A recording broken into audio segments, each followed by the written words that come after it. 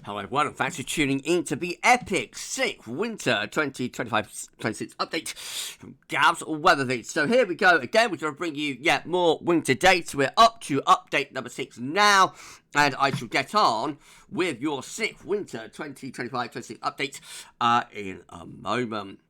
Just say no 6 a.m. forecast today, though I'm very late recording this on Saturday night, Sunday morning of the 1st of the 2nd of November. It's currently 25 past midnight, so I haven't got time to do the 6 a.m. forecast. Hopefully it will be back tomorrow. I'm off camera today on this one because my eyes are absolutely atrocious. I'm squinting at the screen. You know, that's the reason that I'm not on camera for this one. Thank you, Richard Shaw, for our winter updates gift. I love it. Thank you so much, Richard. Absolutely epic. And thank you so to Shrine Bruin and to Terry Scully as well. Hashtag Team Gav doing an awesome job for us as always. Thank you so much, guys. Right, so the first thing we're going to look at is the Swingometer. Now, this is how the Swingo is currently looking as of 5 updates, so up to the end of last week's 5th winter update. This is it then. In 5, in 4, in 3, in 2, in 1. Here we go. And we are suggesting that there has actually been a swing from mild to cold. Our winter updates are favouring a cold winter by 53% to 47%. That is a slight swing from the week before, from mild to cold. So yes, we are currently favouring colder than average winter by 53 to 47%. You will find out next week how the Swingometer is looking as of 6 winter updates. And that's to come, of course, next week. By the way, just to say, in terms of the Season 1 roundups, I haven't been able to do the second Season 1 roundup. There will definitely be, however, a second Season 1 roundup before the end of the month. So, only 2 Season 1 roundups this time for the winter forecast, but there will definitely be one at the end of November before we release our forecast. Right, okay, well, thank you so much, King of Swing, Ricardo, Richard Shaw, for sending through the Swingometer. Let's get on then with your 6th Winter 2025-26 update. Let's start off with the Arctic Oscillation. So, this is how the AO observed the forecast is currently looking. Remember, the black line shows where we've been with the Arctic Oscillation. Red lines at the end, where the GFS ensembles are forecasting the Arctic Oscillation to go. We're currently quite strongly positive with the AO and predicted, if the GFS ensembles are correct anyway, to become even more positive with the AO, and then gradually see a decline, but still staying in positive territory. So, when the Arctic Oscillation is in a positive phase, it tells us we've got low pressure up over the Arctic and up over the North Pole. Consequently, we tend to get cold air bottled in over the pole. When the NAO is positive as well, that can be a signal for westerlies and Atlantic-driven weather. Currently, well, black line shows where we've been with the North Atlantic Oscillation. Red lines at the end again, where the GFS samples forecast the NAO to go. Currently, we are negative with the NAO, but forecast to see a sharp increase in the North Atlantic Oscillation. So, through much of the first half of November, looks like the NAO is trending into positive territory. So, if the AO and the NAO both go into positive territory, this is a signal, I think. So sorry, everyone will be our video or live stream back off. This is a signal, I think, for strengthening of the zonal westerlies. It's a signal for the Icelandic low and the Azores high to strengthen, and also for the westerlies to strengthen as well. So I expect a rather Atlantic-driven, potentially wet, but also potentially mild first half to November into western parts of Europe. Just to confirm again that the QBO, the quasi biennial oscillation, is in an easterly negative phase. So this blue-green area descending from the top of the atmosphere and stratosphere down to the troposphere at 35th 10 pm. is the signal for the ECQPO. Notice right in the very, very top of the atmosphere in the stratosphere, we're just like to see the first hints, the first signs of the next westerly phase of the QPO. But that won't be a player this winter. That won't come along till later next year. So this winter is going to be an easterly QPO winter. And of course, we looked at that, through reanalysis last week to try and determine what that could mean for our winter fate. Let's have a look at the oceans, man. So this is how the oceans were currently looking when we did. This is how the oceans were looking, when we did last week's winter update, the 5th winter update. So our 4 interest areas, Equatorial Pacific up here, the northeast and the North Pacific over here, Indian Ocean over there, and the North Atlantic over there. That's how the oceans were looking last week. This is the latest, up to the 31st of October. So let's deal with the ENSO region.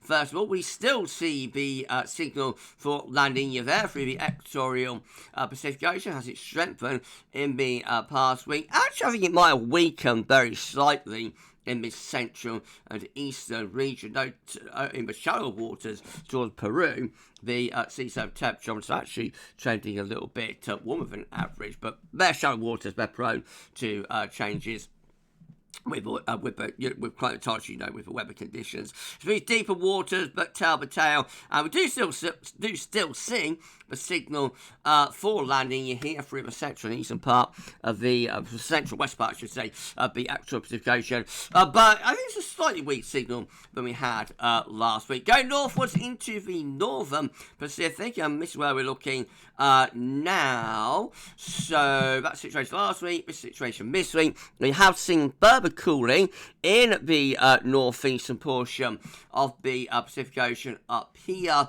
So beginning to get that familiar horseshoe shape of cold, but is a signal for the negative cold phase of the Pacific decadal oscillation. And I suspect, again, this is probably in response to the La Nina that's happening in the equatorial Pacific Ocean. Whether that La Nina ever gets designated is another matter, because, it's got to be a half a degree below average over 5 trimester periods. It's a very weak La Nina, so it may be, but this never gets designated. But nevertheless, it's still having an influence, I think, on the northern Pacific. In the Indian Ocean, very little change. The cold IOD signal goes on, cold and average there, warmer than average through there, virtually a split down middle for the Indian Ocean, and as we've established, that is a cold Indian Ocean dipole. And then going northwards, going over to the Atlantic, I should say, this is how the Atlantic was looking last week through here, and this is the latest. So again, just generally a warmer than average Atlantic, warm through here, warm through there, warm down here, warm down there. A little bit cooler maybe through here, but not cold enough yet to be classified as a tripole. This is a 7-day trend, a 7-day change in the oceans. So in the actual Pacific Ocean, you see warming has taken place over the past 7 days. That explains the slight weakening of the La Nina signal. In the northern Pacific, cooling has taken place in the northern and northeastern Pacific. That's the reason so temperature will cool down there. Indian Ocean generally warming a little bit in most areas, and Atlantic Ocean, well, cooling around the Azores in particular. Still some warming taking place, though, through parts of the tropical and subtropical Atlantic, and also to the south of Greenland there. The SOI looks like this, Southern Oscillation Index. Remember, it's measuring air pressure between Tahiti and Darwin, and when the SOI is in a positive phase, then the atmospheric setup will be reflective of La Nina. When the SOI is in a negative phase, atmospheric setup will be reflective of El Nino. So these are our columns just here. We've got dates just there, of course, Tahiti, Darwin just there, and then a daily SOI contribution just there. And we're still seeing positivity of the SOI, actually, so quite interesting, but the La Nina signal has weakened ever slightly over the past week, but the atmospheric setup looks like it's still solidly in a La Nina setup, so plus 24, plus 24, plus 30 there, very positive, plus 23, plus 23, plus 18, plus 8, plus 11, that's a little bit weaker, plus 5, but the atmospheric setup is still very much reflective of the La Nina. And why that remains the case, I'd expect that we will see further strengthening despite this week's slight deviation. We'll see further strengthening of the La Nina signature as we go towards the end of the year. CFSV2 forecast for the ENSO region looks like this, or for region 3.4 of the ENSO region. So, on point number, of course, half a degree below average. We're currently around that. Forecast go down to about 1 degree below average in the next week or two. And then that's where we stay, really, up until about January. Very gradually, we find that the weak cladding signature reverts back to ENSO neutral condition when we get through into the spring. Whether that's enough to ever get the landing you're designating, again, does that run over 5 tri-monthly periods for the required half a degree or more below average? I'm not sure. Very touch and go with that. Connected to the oceans, of course, particularly the Atlantic, but also the ENSO region, is the 2025 Atlantic hurricane season. So these are the latest scores on the doors from the Atlantic hurricane season based on Wikipedia. They've had a total of 13 depressions, 13 tropical storms, 5 hurricanes, and 4 major Category 3 or above hurricanes. And what's that mean in terms of accumulated cyclone energy? Well, Ace Master Shrine has been calculating that for us. Remember, we can go back to the 1850s with accumulated cyclone energy, but we're not interested in going that far back. For this update, we want to come down to 2025 and have a look. So this is how accumulated cyclone energy currently looks. Remember, ACE is basically telling us how much energy each storm is emitting and then creating an overall average or an overall ACE for the season as a whole. So currently for 2025, have an accumulated cyclone energy of 132.60. That's after 13 tropical storms, 5 hurricanes, and 4 majors. We are now a little bit above average, so the running average up to the 1st of November for accumulated cyclone energy ACE is 115.80, and that'll be after 13 tropical storms, 7 hurricanes, and 3 majors. So what's happened, because we've been running a little bit behind average up to like last week's update anyway, what's happened is that Hurricane Melissa, major Category 5 and long-lasting Hurricane Melissa, has been a real ace booster, and so for the season as a whole, we are now actually above average for the season. Whether we stay there or whether, the running average will overtake again, we'll have to wait and see, but at the moment, we are slightly above average now for the 2025 hurricane season. Right, should we do some reanalysis? Why not? So, we're going to look at October data for this one. So, this is from the UK Met Office, of course. We can see that for this October, we have actually had a slightly drier than average October, up to the 30th of the month. We won't deviate greatly for the last day. So, 81 millimetres, basically, is, the total that we're seeing for October in weather precipitation. That's only 79% of average. This is October 2025. Notice generally trending below the black line, which is average, so has been slightly drier than average October. So for this batch of analogues, we're going to be looking at winters following Octobers with an England weather precipitation of 87 to 103 millimetres. And we start with 1959-1960. So this one is generally a mild and wet winter with low pressure coming in from off the Atlantic. The 60s was a cold decade for winters, but it starts off on a mild note. Then we have got 1968-1969. This is a much more interesting winter. The cold is with a blocking area of high pressure appearing around Greenland and low pressure getting shunted southwards, winds going into an east or a northeasterly direction. That becomes very cold in February with a very cold day. February does also have a rather exciting and unexpected white Christmas in 68. Then we go through to, let's have a look at that one. So then we go through to 1974, 1975, which is a mild and dry winter. High pressure to the south, low pressure is away to the northwest. Again, we drag up those southwesterly winds there. We got 1979, 1980, which is also a pretty mild winter. Despite some blocking up to the north. It was quite a forgettable winter compared to the one before, 78, 79. And then we've got 1984, 1985. This is a much colder winter.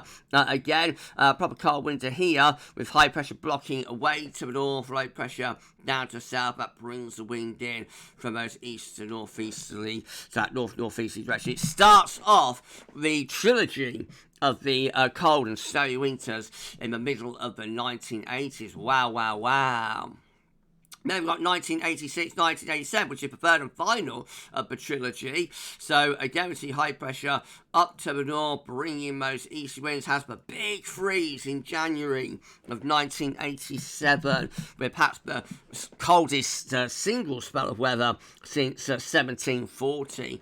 Unbelievably cold in January 1987. It does moderate later on. Of course, it has a mild December, which a lot of people forget, in 1986. Then we've got a proper mild winter, though, showing up next. This is 1989, 1990.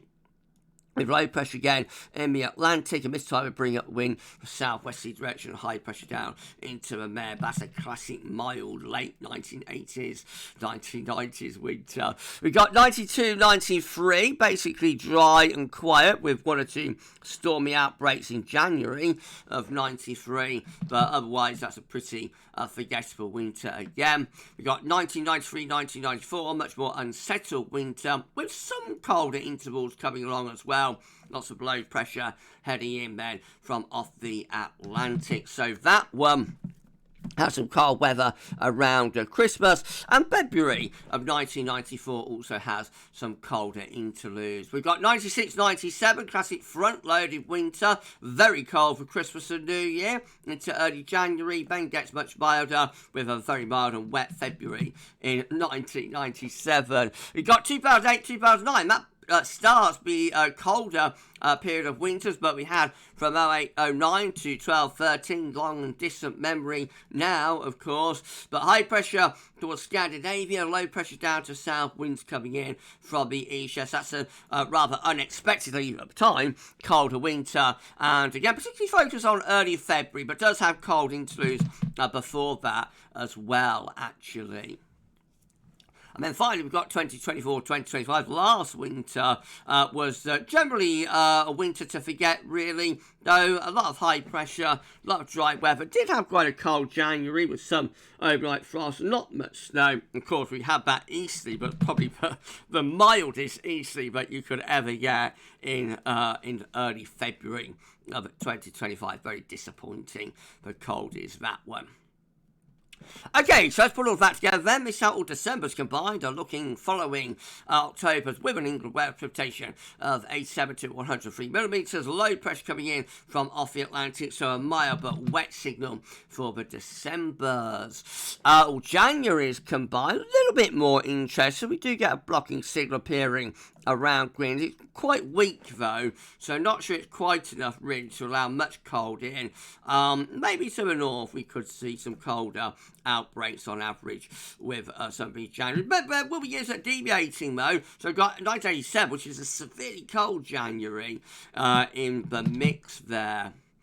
Right, let's go on. Miss out all February's combined are looking November, perhaps some higher pressure developing around Scandinavia. Problem is this ridge down in the Med though that could keep wind in from the south. So there is a bit of a hint of some colder outcomes, but it isn't clear cut, I don't think. And all winters combined looks like that. Very much skewed by the strong December, wet December pattern though, with low pressure in from off the Atlantic. I think there's a few hints of a slightly colder January and February within that, but it is quite weak, and, you know, it certainly isn't particularly well clear cut. Right, let's move straight on and have a look at the stratosphere then. So this is how temperatures are currently looking at 10 HPA over the Arctic and North Pole from the JMA. So the black line shows where we've been, where we currently are, with a temperature at 10 ppm in the stratosphere. The grey line is average. So we are actually slightly above average now.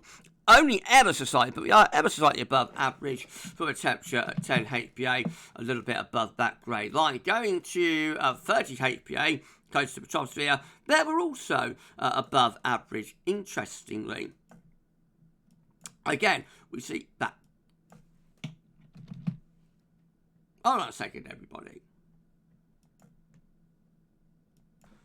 So sorry about that, everyone, if I heard something. So, yes, we do see that the temperature at 30 HPA, closer to the troposphere, is actually a little bit above average again. So, quite interesting at the moment, the temperatures at both 10 and 30 HPA in the stratosphere over the Arctic and over the North Pole, trend just a little bit above average. That's quite unusual for this time of year, because you can see from the grey line, this is a cooling time of year for the stratosphere, very much so, and, you know, often quite dramatically so. So we're doing something slightly different at the moment, but it probably doesn't mean all that much for the winter, to be honest. This atmosphere GFS is currently forecasting temperatures at 10 HPA. So again, we see from these blue colours here in the stratosphere, that is the polar vortex at its roots in the North Pole there. So again, we see the temperature hovering around mid-minus 70s, something like that, going down to about minus 80 in about a week's time, which if we go back here and go to 10 HPA, minus 80 over the North Pole in early November. Probably going to be a little bit colder than average, so we might see the black line into early November doing a little bit of a drop down, but of course that's speculative. We'll have to wait and see. It'll be extended. This is how temperatures are currently predicted by the GFS. Again, we see temperatures somewhere between around minus 75 to minus 80, something like that. We do see signs in the extended GFS time frame of a bit of a warming over Siberia, of course. So again, everyone, that is a long way out. Otherwise, not that much dramatic going on in terms of the temperature at 10 HPA there. This is from the GWV 6 weeks temperature anomaly forecast for the North Pole. So hopefully they highlight where the North Pole is on these charts. North Pole just there, of course, and then the wider arc circle is around there. So, week 1, temperature anomaly looks like that, a little bit below average, or near normal, really not a big deviation from the 3rd through to 10th of November. Week 2, looks like that. Bit of a warming taking place over the Pacific and far eastern Siberian side of the pole, not really impacting the pole itself though. Week 3, that warming intensifies and moves towards Canada a little bit. Interesting. Week 4 starts to move that warming slightly in towards the pole, perhaps a bit of a displacement of a stratospheric polar vortex over towards Siberia and northern Russia. Week 5, again, sees above average temperatures. And lastly, week 6 just sees generally above average. That is the 8th through to the 15th of December, just generally rather above average, with the temperature anomaly at 10 HPA there. That's a long way off though, of course, and I think it looks quite interesting around there that we start to see that warming begin to penetrate into the North Pole. That's the 24th of November to 1st December.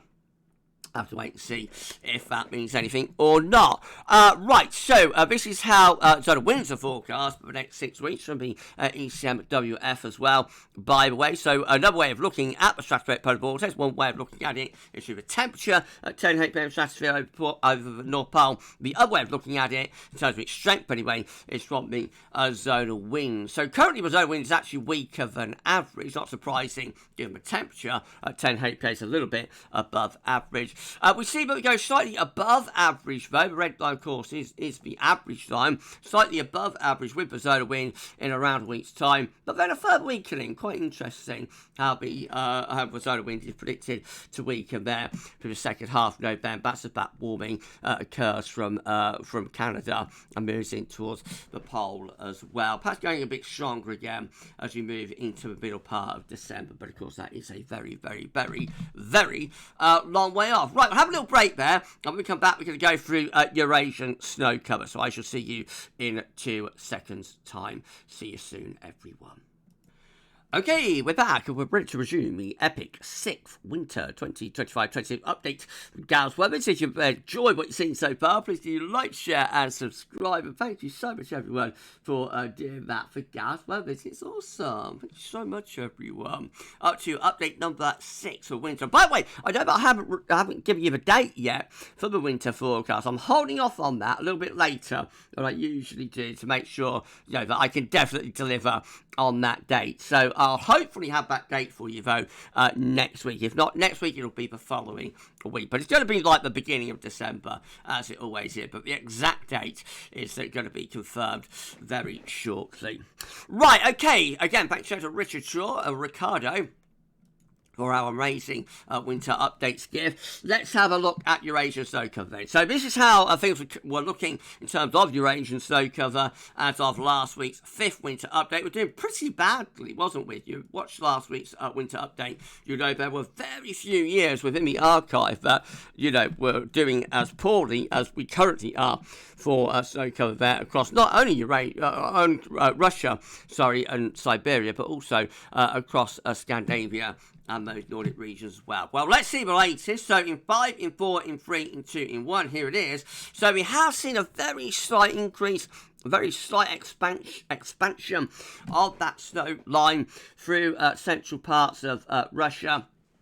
But again, I think we're probably lagging, we'll confirm it in a moment, I think we are probably lagging many of the years at this point in November. We have also had some modest gains across northern parts of Scandinavia and Nordic regions as well, particularly northern Sweden, the far north of Finland, and some parts of Norway. But let's see how we compare to previous years. So this is how we compare to this time last year. So we are behind 2024 for Eurasian and also Scandinavian Nordic snow cover. We are well behind 2023 in all areas. We are behind, particularly for Russian snow cover 2022, a little bit behind for Scandinavian Nordic snow cover as well. We're behind 2021 in all areas, check that out, and we are also behind 2020 as well for Russian snow cover, and slightly anyway for Scandinavian and Nordic snow cover. We are way behind 2019, absolutely no comparison. We got snow line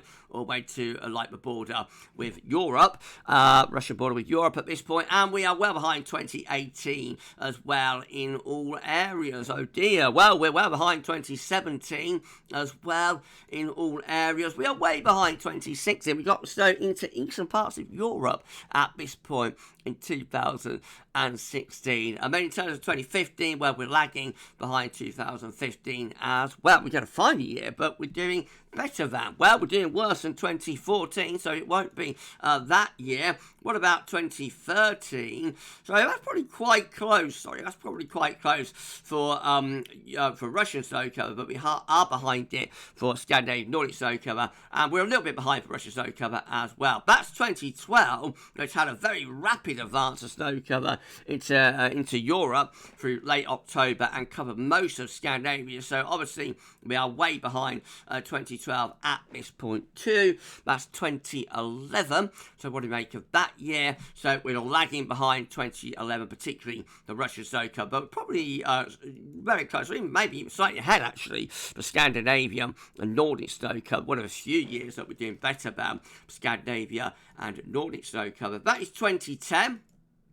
Coming up towards December to remember. Probably quite close to Russian snow cover, but behind the Scandinavian and Nordic snow cover. 2009, we're behind that year in all areas as well. That is 2008. Now, that is 1 year, but we are possibly ever so slightly, it won't be much in it, but ever so slightly ahead of for Russian snow cover is 2008. We're a little bit behind though Scandinavian and Nordic snow cover. That is 2007. That's probably a closer matching year as well. A little bit behind for Russian snow cover, but maybe slightly ahead for Scandinavian snow cover. That is 2006, so we're way behind 2006 in all areas. That is 2005. Probably a bit ahead of that year for Scandinavian Nordic snow cover, but I would imagine we are behind it quite significantly for Russian snow cover. So imagine about it, we are. Back in 2004, so it wouldn't make a bad year. Again, I think we can say we're lagging behind 2004 in all areas, particularly in the Russian area, and we are behind 2003 also. So sorry once again, everyone.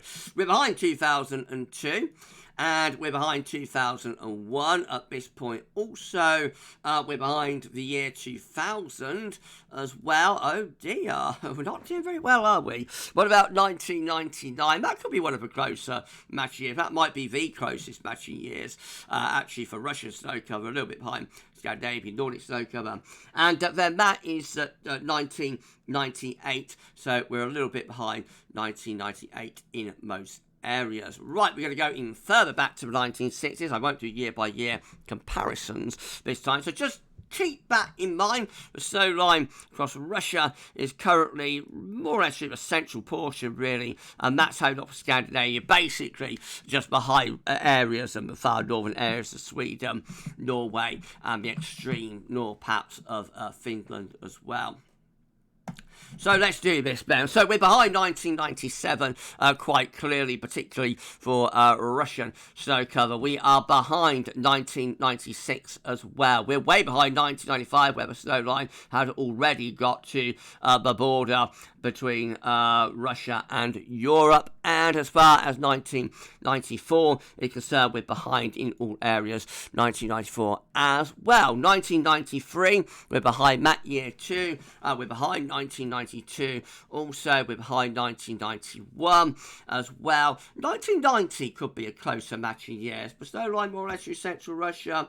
Remember, the view is going to be slightly different on these older charts. No, probably a bit behind 1990, but that could be one of the closer years anyway. We're behind 1989. 1988 might be a year that we are actually slightly ahead of. I'm not sure, but might be. 1987, we're behind that year for Russian snow cover, but ahead of it, interestingly, for Scandinavian Nordic snow cover. 1986, well, that might be a closer year as well. We're way behind 1985. Though, way behind 1984 too. 1983, again, that might be slightly closer matching year. Behind 1982. 1981, perhaps a little bit behind that year, but the snow line could be quite close to where it currently is. Again, it's all subjective. Let me know in the comments which years you think we're closest to. 1980, we're behind 1980, we're behind 1979 as well, behind 1978, particularly for Scandinavia and Nordic snow cover, and we're behind 1977. We're way behind 1976, absolutely no comparison, and we're probably a bit behind 1975 in totality, but the snow line could be quite close to where it currently is.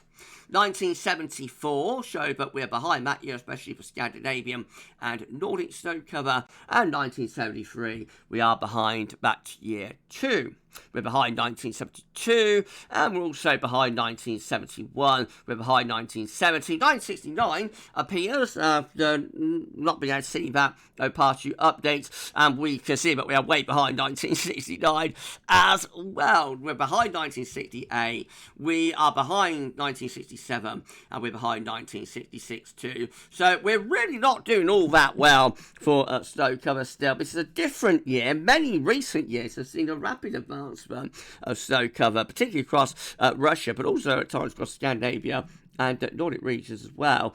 But like this year's doing some things a little bit differently. Whether that means anything, for winter, whether that means we'll have a different winter outcome as we're doing things differently in terms of, Russian and Eurasian snow cover remains to be seen. But it's interesting anyway, but something different is going on this year compared to many of the recent years. Well, the last thing we're going to look at is the final set of analogues. I'll just pause the video one last time, and then we'll get those analogues to you, and then we'll get the video wrapped up. So I shall see you again in 2 seconds. Right, okay, we're back and we're ready to resume and wrap up and climax the sixth winter 2025-26 update. If you have enjoyed this video, please can you give us a like, share, subscribe, all of that good stuff, and thank you so much everyone for doing that. Right, so I've got one last set of analogs to give you, and then we'll get things wrapped up. So we're going to be looking at the CT for October, more October data. Central temperature for October came in at 11.3, which is just 0.7 of a degree above the 61 to 1990 average, so slightly above average temperature there for CT. So that means that our England analogs are going to be looking at October CT range of 10.9 to 11.5. Thanks so much to Shrine for sorting this out for us. Places, of course, this October nice in the middle. Okay, so we start off with 1961, 1962. High pressure in the Atlantic, low pressure to our east, northerly interludes and northerly cold snaps in that winter. So a bit of a forgotten winter because, of course, the following winter was so very, very cold and very severe. But it did have quite a few cold interludes, especially so at the end of the winter, actually. It also had a cold Christmas New Year, I think, 1961 to 1962. Then a stormy January, but then it got really cold at the end of February and had one of the coldest Marches on record. Very much a backloaded winter then. We've got 1963, 1964 as our next winter. Very much a benign winter. Nowhere near as interesting as one before it. But daddy of cold winters. That's just a mainly anticyclonic, if rather chilly winter. We've got 1965, 1966 turning up next. This is the classic front-loaded winter. Has the coldest weather in the early front part of winter. And then it gets cold. Well, it gets very cold into January, actually, with quite a freeze from the east. But when it gets very mild into February, mild and wet in February of 1966. 1971, 1972 turns up next. So this one, just one of those generally forgotten and generally quite mild early to mid 1970s winters. High pressure or Scandinavia, low pressure or south winds often coming up southerly southeasterly direction. Long run of mild winters in the early to middle part of the 1970s. 79-80 is back again. Once again, not particularly interesting or exciting. Does it have a cold January in 1980? I think we might do, but it's very much forgotten compared to the winter before it. 84-85 is back again, so that appears for both sets of analogues. Interesting, and that's a very cold winter, starting off a trilogy of cold in the middle of the 1980s. Oh look, we've got the second of the trilogy, 1985-1986. This time high pressure more towards Greenland and Iceland, low pressure to our south, winds in from the east. So that has quite a cold spell over Christmas week, then quite a cold and wintry early January,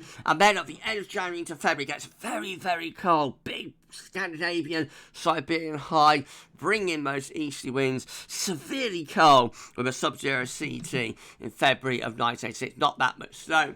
And look, we've got the third of the trilogy showing up next. This is 86-87 returning once again. Interesting, all three of the trilogy following this October CT range of 10.9 to 11.5. And of course, we explained in the first set with the first set of analogs, but we get that big freeze in January of 1987.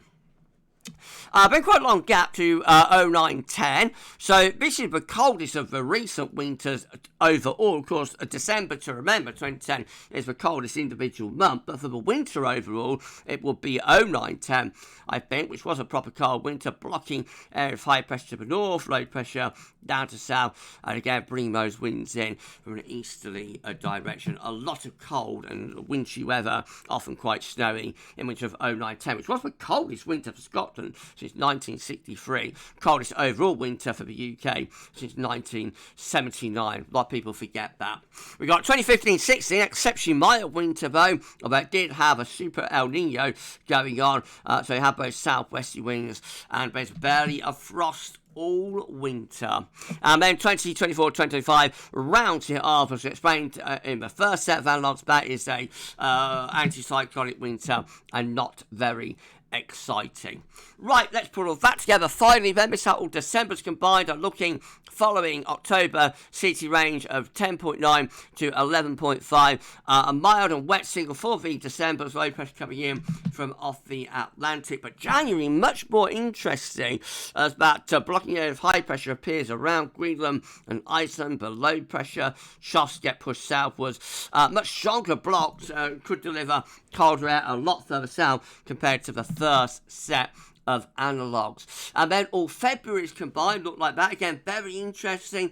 Blocking area of high pressure focused towards Greenland and Iceland. Low pressure is pushed away to the south. Winds tending to be coming in from an easterly direction. Cold and very wintry potentially for those February. So we'll be using deviating, doing things differently, but with the trilogy there, 85, 86, 87 and 2010 in the mix, it's hardly surprising that overall it's a cold February signal. Remember though, we have got 2016, 2015, 16, exceptionally mild winter with barely a frost. And then this how all winters combined are looking following that October CT range of 10.9 to 11.5. And again, we strengthen that blocking area of high pressure around Greenland and Iceland. We send the low pressures of a jet stream southwards, bringing the wind from the east. So although the December's probably start a mild and unsettled, the winds start to a mild and unsettled note on average.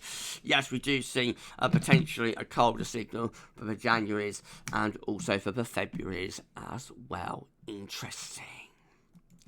Okay, and that rounds off your SIP Winter 2025-26 update. If you've enjoyed the video, please like, share, and subscribe. Thank you so much for doing that. You'll find out at the beginning of next week's 7th Winter update exactly how this update has affected, if it has, the Swingometer. That'll be the first thing you'll see at the beginning of the 7th Winter update. Thanks to you to Richard Chalk, King of Swing. Thanks to you to Ace Master, Shrine Bruin. And also thanks to Terry Goldie for all of the help on this and all of Winter updates. We'll end it there. Enjoy the rest of your Sunday and for the epic 6th Winter 2025-26 update after how long are we talking? 40 minutes. That's all for now, and thanks for watching.